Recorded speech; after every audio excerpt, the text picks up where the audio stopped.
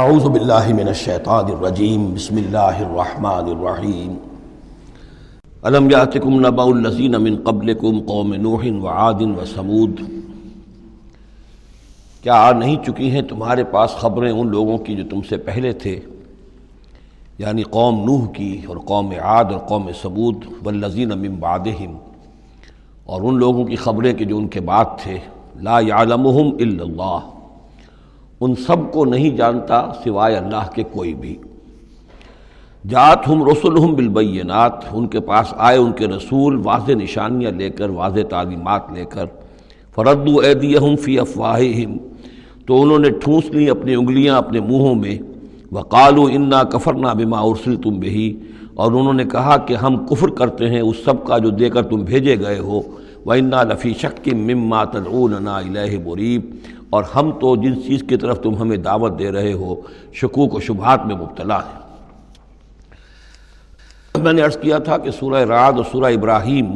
یہ آپس میں جوڑے کی شکل میں ہیں، ان میں بہت سی مشابہتیں ہیں، اور دونوں میں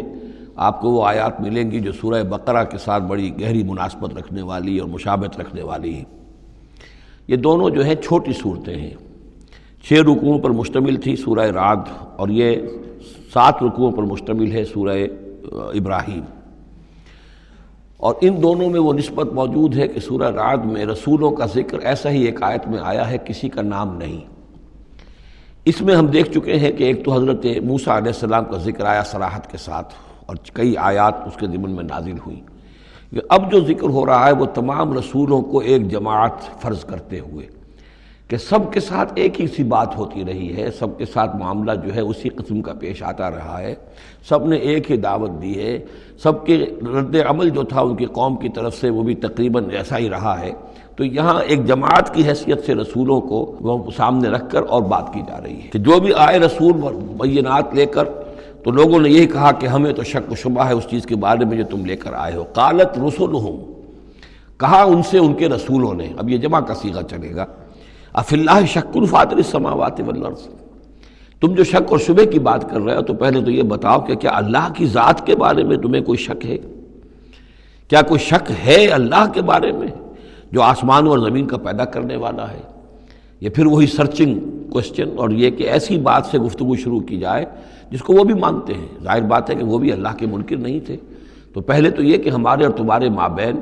اللہ کا ماننا یہ تو ہماری قدر مشترک ہے۔ یدعوکم لیغفر لکم، وہ اللہ تعالیٰ تمہیں پکار رہا ہے، بلا رہا ہے تاکہ وہ تمہاری مغفرت کرے،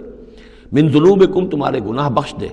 ویؤخرکم الی اجل مسمى، اور تمہیں مؤخر کرے، تمہیں اور تمہاری رسی دراز کرے، تمہیں مہلت دے اس دنیا میں بچنے کی، الی اجل مسمى، ایک وقت معین تک کے لیے۔ قالوا، اب ان سب نے کہا، ان سب کی قوموں نے ایک ہی جواب دیا، ان انتم الا بشر مثلنا، نہیں ہیں آپ لوگ مگر ہماری ہی طرح کے انسان۔ تریدون ان تصدونا عما کان یعبد آباؤنا، آپ لوگ چاہتے ہیں کہ روک دیں ہمیں ان چیزوں سے کہ جن کو پوجتے تھے ہمارے آباء و اجداد۔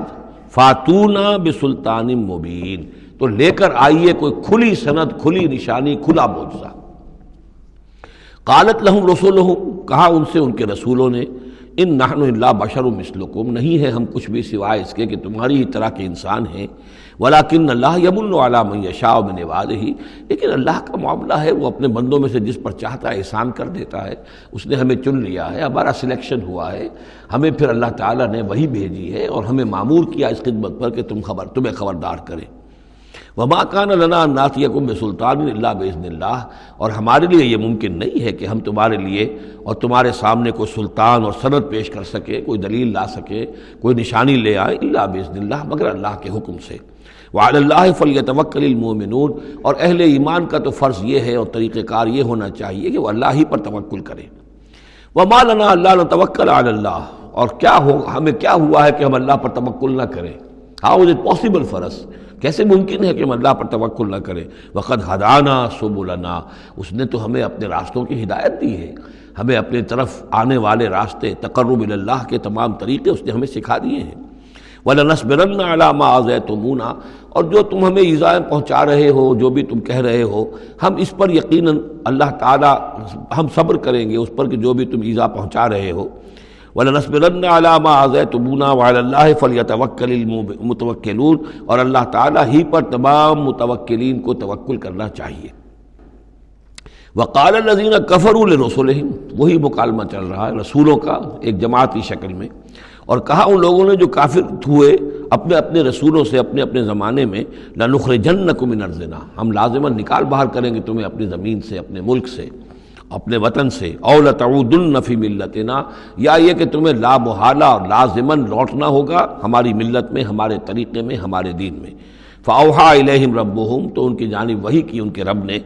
لَنُهْلِكَنَّ الظَّالِمِينَ، کہ اب ان ظالموں کو ہم ہلاک کر دیں گے، وَلَنُسْكِنَنَّكُمُ الْأَرْضَ، اور پھر ہم تمہیں آباد کریں گے زمین میں۔ یعنی جو بھی رسول بچ گئے، ان کے ساتھی اہل ایمان بچ گئے،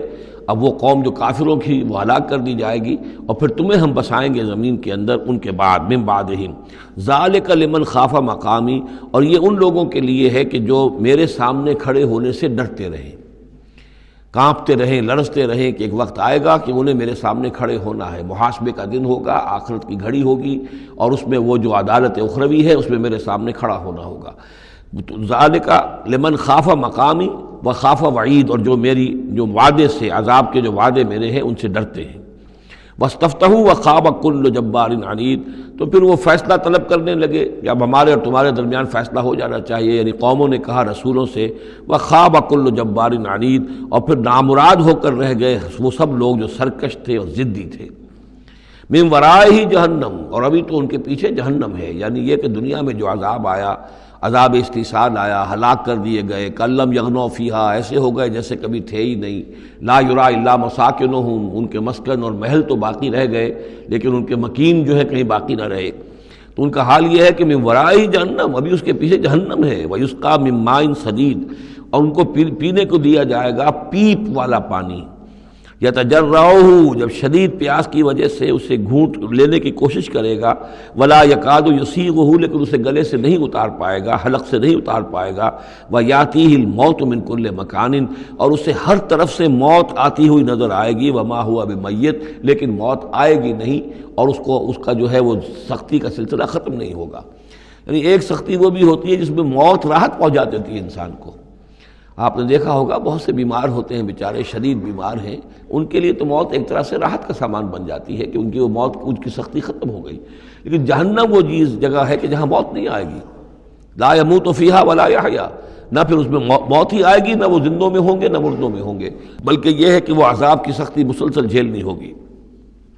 وَمِن وَرَائِهِ عَذَابٌ غَلِيظٌ، اور اس کے بعد یعنی عذاب کے اندر سختی ہوتی چلی جائے گی، درجات بڑھتے چلے جائیں گے، شدت میں اضافہ ہوتا چلا جائے گا۔ صدق اللہ العظیم۔